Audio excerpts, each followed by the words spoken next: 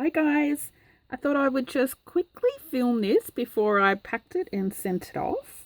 I made this for a little birthday present for somebody that I actually met through YouTube and Facebook and Etsy, that sort of stuff. And she's been a really wonderful supporter and very encouraging for me because my style I know is a bit grungy junky. Really junky. So if you're new to my channel, because I've had few new subbies lately, I only use recycled materials. So the only things that I will buy new are things like glue and paint and I think little things like, you know, book corners, metal book corners that you can't really make yourself. Well, I suppose you could, but they don't turn out the same. So apart from book corners, glue, paint, I think that's all I've really ever bought new. The rest is all recycled. I do find some new stuff at charity op shops or recycle centres, but to me, I don't class it as new because it's rescued from a recycle centre. But anyway, she's been such a really good supporter and very encouraging for me.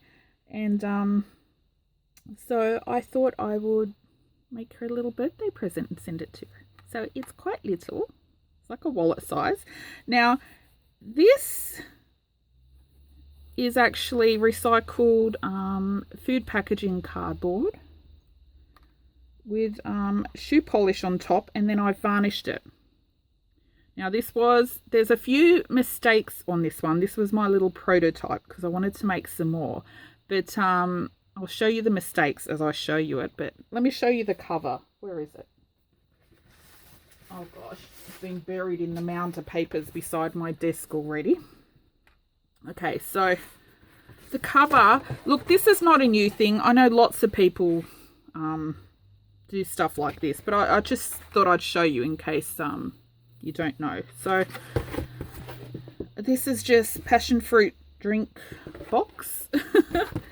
And I've just pretty much rubbed shoe polish. The one I used, where is it? I don't know if I've put it back in my craft room, but it was sitting in our laundry forever.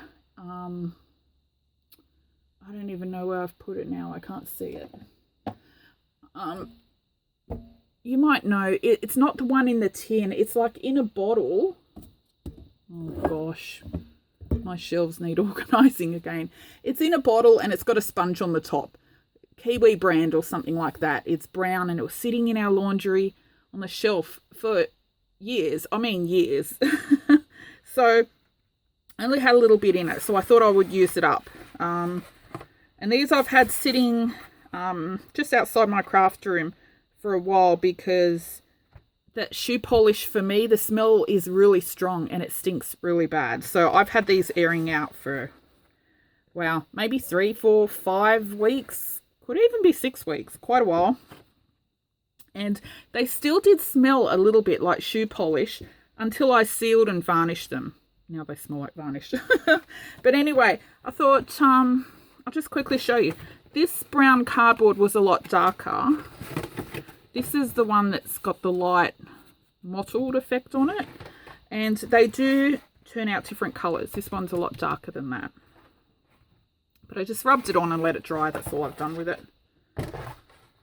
That's a chip packet box.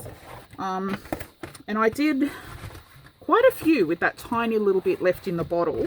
This is not all of them. This is just 2 samples. I've done quite a few to put aside and use whenever. So this is the little prototype and I'll show you the mistakes I made.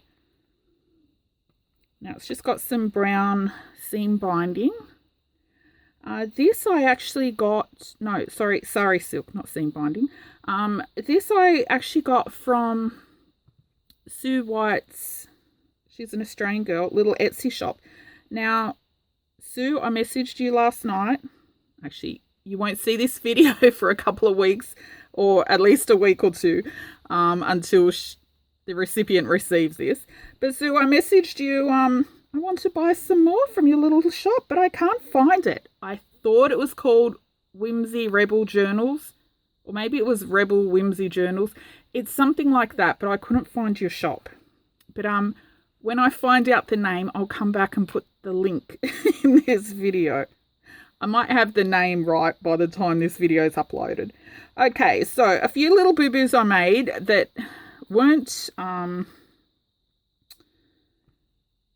I knew what I wanted to do. I just didn't do it because sometimes I jump the gun because I'm a bit of a dum-dum. Okay, so that's how it looks.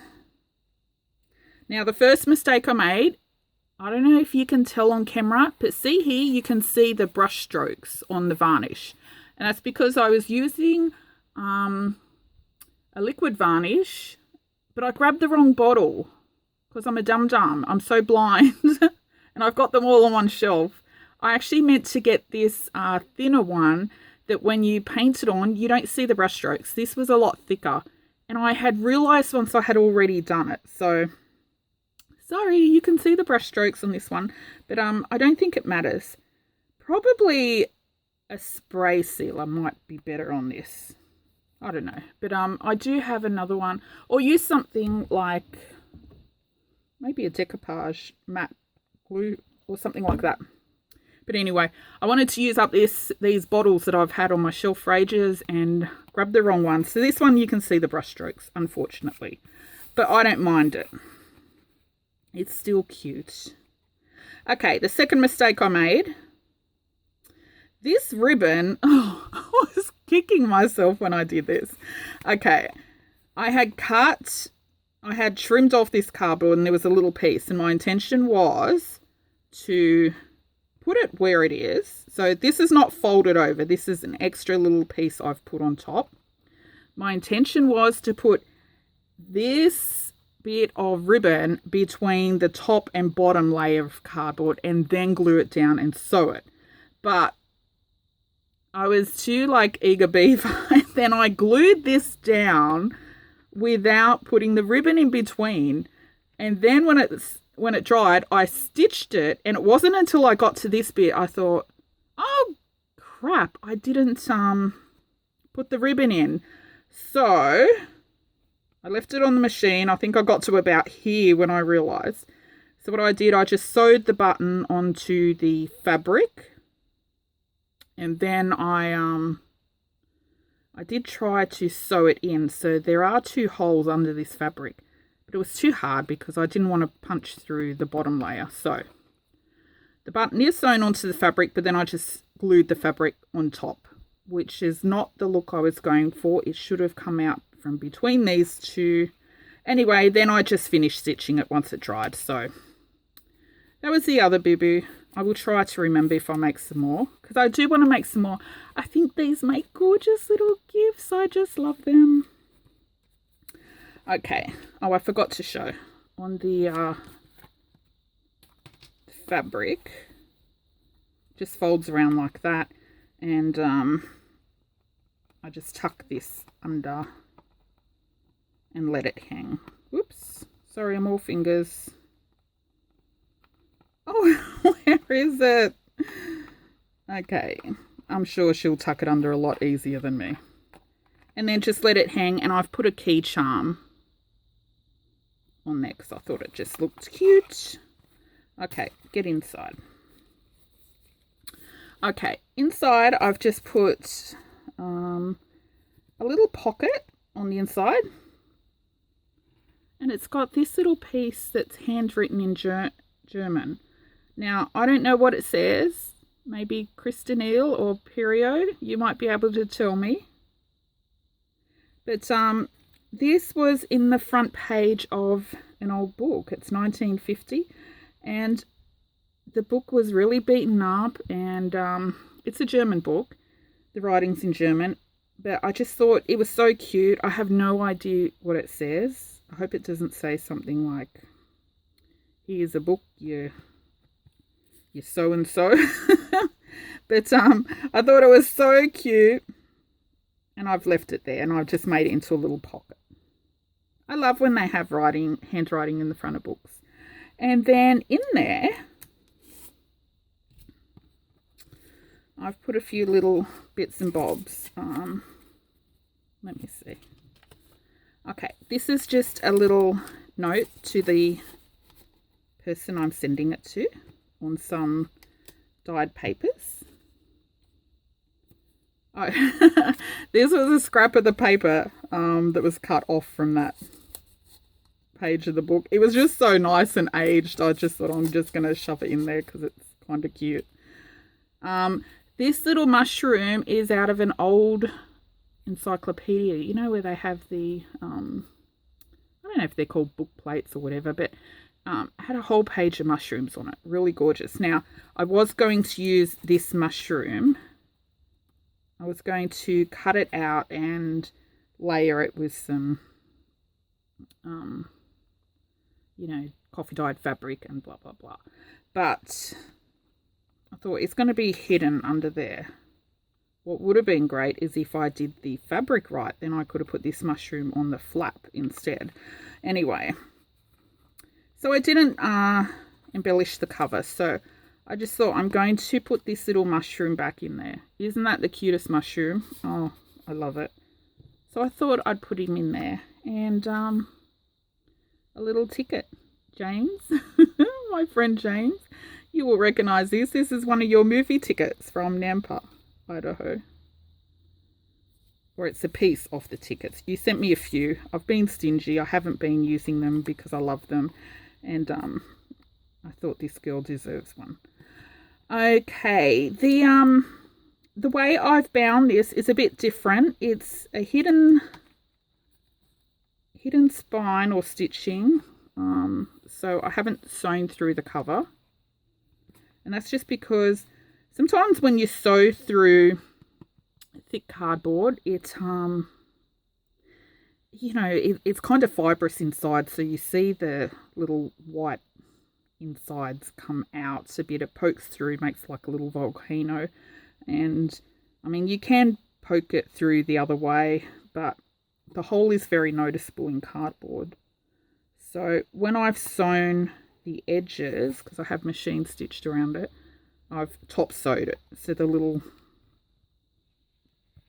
holes are more prominent on the inside, but not so noticeable because I've got book page there. I hope that makes sense.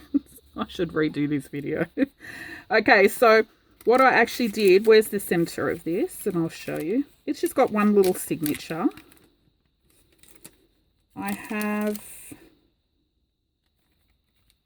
I'll show you when I get to the center because I can't find it because, oh, here it is. I machine stitched my little signature of pages to some fabric, and then I just glued the fabric down to the spine. So that's how it's attached. I hope that makes sense. Look, I'll probably, when I make some more, maybe I'll do a video showing you how. I've got a few other tutorials people have asked me for that I haven't done yet, so I'll put it on the list if anyone wants, but otherwise it's very easy. Just machine stitch your papers and a bit of fabric and glue the fabric down. And I've just used some coffee dyed cotton. I've lined it with some coffee dyed book page, which is in kind of like a typewriter font. A little coffee dyed doily. And all I've put in here is just scraps of coffee dyed papers. This was some painty dyed papers. And I've just done little sewn scrap embellishments to the edges. So some coffee dyed curtain lace. It's really old. You can pull it apart. Just those little tiny bits of scraps that you end up with. You know, you've got a box of little scraps. I'd show you, but it's embarrassing. You've probably seen it before. Stamped a mushroom there. Little mushroom washi tape that somebody sent in a Happy Mail. Just stitch the edge. A lot of these pages are bookends as well. You know, when you've got like this. This was the front page of the paperback novel that this little piece came out of. Oh, this one as well. It's that German book. Sewn some little scrap fabric tabs. Oh my gosh, every time I film I get low battery.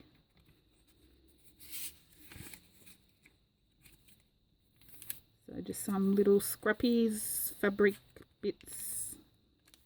I love little scraps sewn like that and dangling over the edge and looking scruffy.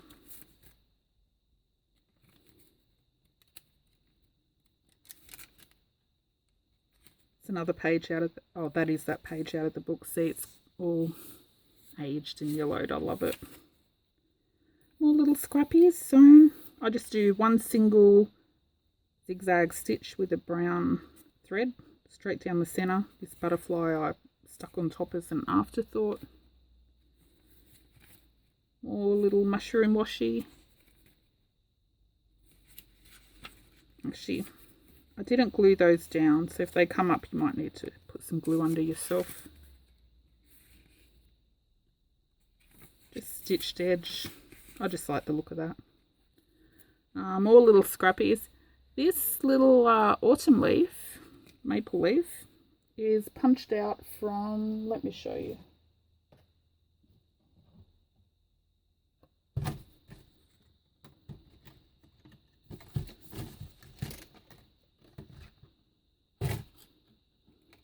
Just old photos that I have no idea who these are of, but I was given a whole photo album of some photos from Fiji, and the ones that I didn't like, you know, they're not that great.